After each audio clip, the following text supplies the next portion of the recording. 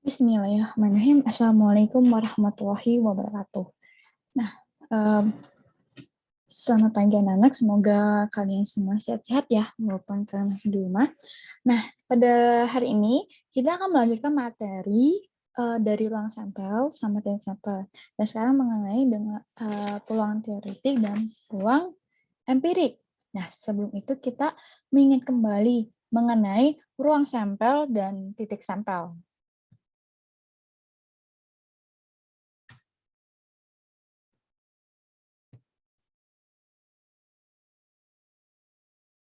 Nih, review materi dulu ya, ruang sampel. Ruang sampel itu kan merupakan himpunan dari semua hasil yang mungkin terjadi. Berarti semua himpunan yang ada yang sudah hasil itu adalah ruang sampel. Dan lambang dari ruang sampel itu bisa dimisalkan dengan huruf kapital dari huruf alfabet. Bisa S, A, atau B, atau yang Z, X bisa juga. Nah, banyak anggota S ini dilambangkan dengan N, buka kurung, karena di anggota S jadi S, tutup kurung. Kalau misalkan dia anggota dari A berarti NA. Tergantung dari anggotanya anggota apa, S atau A atau B gitu. Kalau titik sampel itu adalah anggota dari ruang sampel itu. Jadi anggotanya itu disebut dengan titik sampel. Nih, ada contoh soal mengenai pelemparan sebuah dadu. Kalau sebuah dadu berarti kan cuma satu dadu ya. Satu dadu berarti si ruang sampel ini bisa kita misalkan dengan huruf M ya. M dengan si ruang sampelnya dengan kurung kerawal. Kalian penting kamu buat untuk ruang sampel pakai kurung kerawal. Nih kurung kerawal dengan ruang sampelnya karena dua kan dari 1, 2, 3, 4, 5, 6 berarti ruang sampelnya ada 1, 2, 3, 4, 5, dan 6. Jangan lupa juga ditutup dengan kurung kerawal lagi. Nih, sedangkan jumlah ruang sampelnya ini adalah jumlah dari ruang sampelnya ini. Kalau dihitung ternyata ada 6 ruang sampel, berarti NM-nya dari ruang sampelnya itu ada 6. Dan titik sampelnya itu adalah anggota dari ruang sampel. Berarti anggotanya itu adalah ada 1, 1, 2, 3, 4, 5, dan 6. Oke, sampai sini udah ingat kembali kan dengan materi yang sebelumnya? Nah, lanjut. Nih, lanjut ke poin yang terpenting. Ada namanya peluang teoretik. Peluang teoretik itu adalah perbandingan antara banyaknya kejadian yang diharapkan terhadap banyak kejadian yang mungkin dari ruang sampel itu. Nah, menggunakan rumus yaitu peluang kejadian A dengan ruang sampel S itu adalah PA sama dengan NA per NS. Dengan NA-nya itu adalah banyak kejadian yang diharapkan. Dengan NS itu banyak anggota dari ruang sampel itu. Lanjut lagi kita dengan contoh soal. Nih, ada sebuah contoh soal dari peluang teoretik. Satu kantong berisi 2 kelereng, 3 kelereng putih, dan 5 kelereng biru. Kemudian,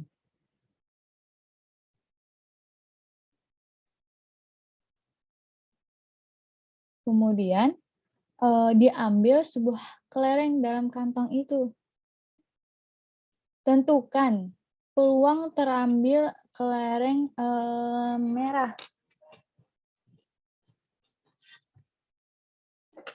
Tentukan peluang terambilnya kelereng merah. Berarti kan kita yang adu nih. Yang A itu kan berarti si PA-nya, NA-nya dulu ya. NA-nya dulu sama dengan si kelereng merah. Kelereng merah itu kan 2 ya. Sedangkan NS-nya seluruhnya. Berarti NS-nya itu ada 2 ditambah 3 sama tambah 5. Berarti ada 10. Berarti si peluangnya PA sama dengan NA per NS. Berarti ini 2 per 10 atau bisa kita perkecil lagi jadi 1/5. Oke, lanjut lagi yang B. Yang B ini tentukan peluang terambilnya kelereng putih. Berarti si Na-nya putih itu ada 3. NS-nya sama 10. Berarti si peluangnya Na/NS. Na-nya itu ada 3/10. Oke, sampai sini aja. Nggak bisa diperkecil lagi ya. Yang C-nya, peluang terambil kelereng yang bukan biru. Berarti selain biru ya. Selain biru kan berarti ada kayak merah sama kelereng putih. Berarti kan bisa kita tambahkan jadi 5 ya. CNA-nya. Na sama dengan 5 dan NS-nya 10. Berarti si PA-nya, peluangnya maksudnya, Na/NS sama dengan 5/10. Atau kita perkecil lagi jadi 1/2. Sama-sama kita habis bagi 2 ya. Bagi 5. Habis ini lanjut lagi. Ada contoh soal lagi. Ada 2 buah dadu hitam dan merah. Ada 2 dadu nih ya. Dilempar bersama-sama. Peluang muncul dadu bermata 3 atau yang pertama itu ada matanya 3 ya. Berarti bisa kita buat seperti tabel ini. Nah, dengan berdasarkan tabel di atas, isi NS-nya ini, anggotanya itu jumlahnya ada 36 dari 6 dikali 6 atau 6 pangkat 2 ya. Nah, kejadian muncul mata dadu yang pertama bermata 3 itu kan ada di yang 3 itu cuma ada ini. Ini jumlahnya ada 6. Berarti si PH-nya sama dengan Na-nya ada 6, NS-nya 36. Jadi 6/36 dan kita perkecil lagi sama-sama kita habis bagi 6. Jadi 1/6.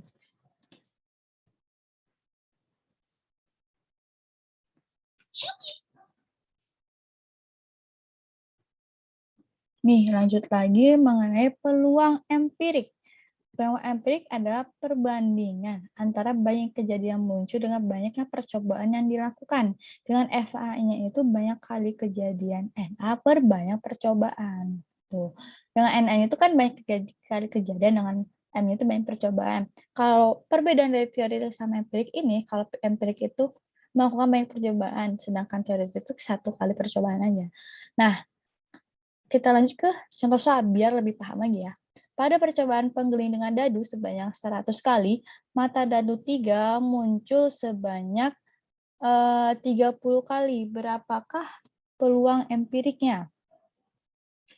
Ini berarti si Na-nya itu ada 30 kali ya, karena muncul mata dadu 3 berarti sebanyak 30 kali. Dengan si NS-nya itu sebanyak 100. Nah, maka, salah, bukan NS, salah. M maksudnya. M, misalnya. M sama dengan 100. Berarti si FA-nya, peluangnya, berarti Na per M. Sama dengan 30/100. Atau bisa kita perkecil lagi, kita bisa cari ini jadinya 3/10.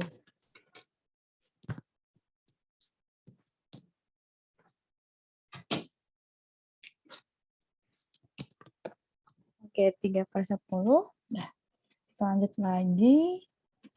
Nih, ada sebuah soal lagi nih. Yang kedua, masih peluang empirik. Dengan pada percobaan pelemparan 2 koin uang logam sebanyak 100 kali, muncul pasangan mata koin yang sama sebanyak 45 kali. Berapakah peluang empirik muncul selain itu? Nah, karena pertanyaannya itu adalah selain itu, berarti selain dari yang ini ya, berarti untuk si Na-nya adalah 100 dikurang 45. Karena kan selain ya.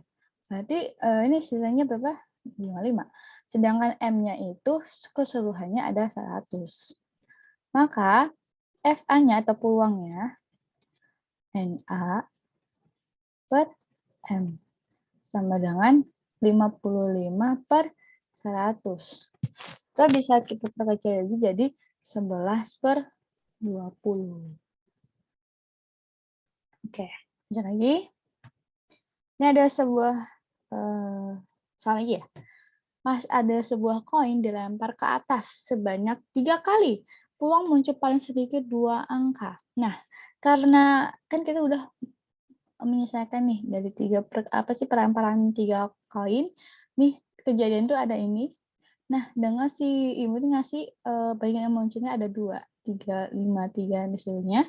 Nah, dia mintanya peluang muncul paling sedikit. Paling sedikitnya itu 2 koin, berarti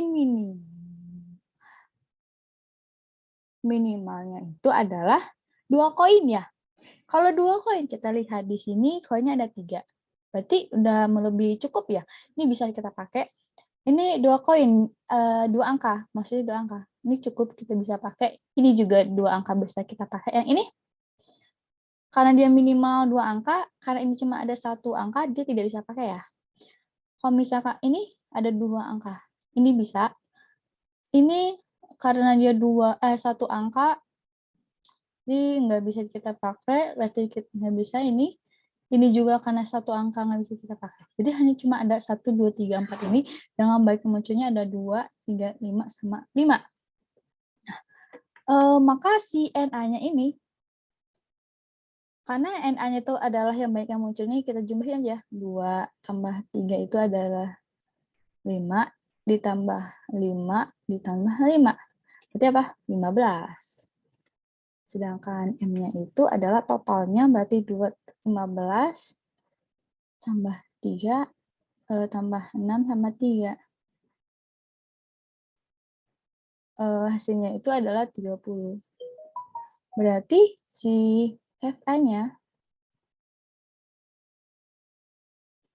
NA per M sama dengan 15/30. 30 bisa kita perkecil lagi menjadi 1/2. Paham sini? Ya.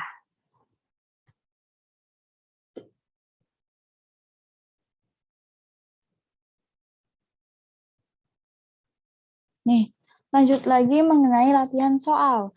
Nih, nomor 1 nih. Sebuah huruf dipilih secara acak dari huruf-huruf dalam kata matematika. Nah, peluang terpilih huruf M. Karena pertanyaan adalah terpilihnya huruf M, maka si NA-nya itu ada berapa M-nya? Ada 1, 2. Berarti ada 2 aja ya. Karena hanya huruf M. Kalau misalkan hurufnya A, ya udah berarti hanya ada 3 gitu. Berarti si NS-nya atau keseluruhannya ada seluruh dari kata matematika ini ada 1, 2, 3, 4, 5, 6, 7, 8, 9, 10. Ada 10. Maka si peluangnya adalah NA per NS sama dengan 2/10. Berarti bisa kita perkecil lagi jadi 1/5. Nih, peluang muncul, yang kedua ada peluang muncul mata dadu kurang dari 5 pada pelemparan sebuah dadu. Karena sebuah dadu berarti cuma ada 1 aja ya dadunya. Nah, 1. Berarti si NA-nya ada berapa? Karena kurang dari 5 berarti si NA-nya ada 4. Dengan si itu ada 1, 2, 3, 4. Karena kurang dari 4, kurang dari 5 ya. Kalau misalkan kurang dari sama dengan 5, berarti 5-nya masuk. Karena dia kurang dari 5, berarti 5-nya tidak masuk. Berarti cukup sampai 4 aja. Ini NA-nya 4, ada 1, 2, 3, 4. Sedangkan NS-nya adalah NS-nya itu adalah karena dia dadu, berarti dadu itu ada 6 ya, berarti ini 6. Berarti si NS-nya ada 1, 2, 3, 4, 5, dan 6. Seluruhnya ya. Maka si peluangnya NA per NS.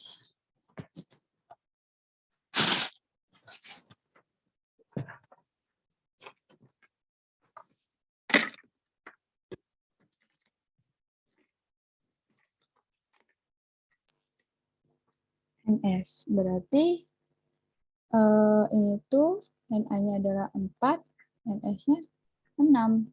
Atau bisa kita perkecil lagi, jadinya 2/3.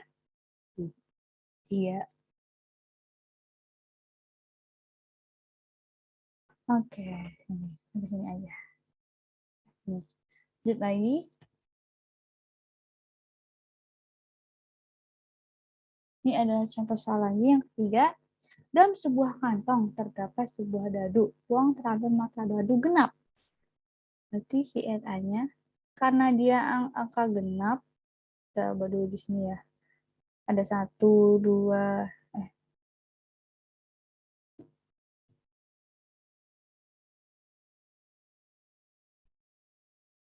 nih, Na-nya karena Na-nya itu adalah mata dadu genap, maka genap itu ada 2, 4, sama 6 ya. Berarti 3 ya. Ini 3. Berarti angka genapnya ada 2, 4, sama 6. Nih, berarti kalau NS-nya, karena sebuah dadu berarti cuma 1 dadu doang, berarti ada 6 juga. Dengan angka 1, 2, 3, 4, 5, 6. Nih, berarti si peluang angka genap sama dengan Na per NS. Atau 3/6. Atau kita perkas lagi 1/2. Nih. Oke, lanjut lagi yang nomor 4. Dalam sebuah kantong terdapat 9 buah bola yang telah diberi nomor 1 sampai 9. Jika diambil pola secara acak, peluang terambilnya bola bernomor ganjil. Nih. Hanya itu, karena dia ganjil, berarti si ganjilnya ada dari 1 sampai 9 ada 1, 3, 5, 7, dan 9. Berarti ada 5 ya. 5 dengan segitunya 1, 3, 5, 7, dan 9. Dan si NS-nya, karena dari 1 sampai 9, berarti si NS-nya adalah 9. Dari 1, 2, 3, 4, 5, 6, 7, 8, 9. Dengan berarti si peluangnya berarti Na per NS sama dengan 5/9. Nah, sampai sini aja tuh masih bisa diperkecil. Cukup sampai sini aja karena ini sudah tidak bisa diperkecil lagi. Alhamdulillah, hari ini telah selesai pembelajarannya. Semoga materi tadi kalian bisa dipahami mengenai materi peluang teoretik empirik. Dan semoga semuanya sehat selalu. Wabillahi taufiq wal hidayah. Assalamualaikum warahmatullahi wabarakatuh.